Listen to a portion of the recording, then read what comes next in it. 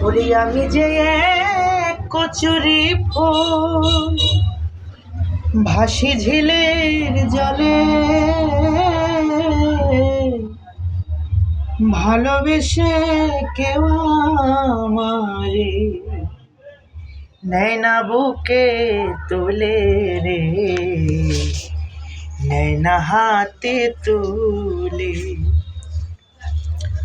হইতাম যদি শাপলা শিমুল, কিংবা পদ্ম ফুল, ভ্রমরুলি মধুর রূপে হইতাম আকুল। জীবন আমার ধন্য হতো, যেত না বিফলে,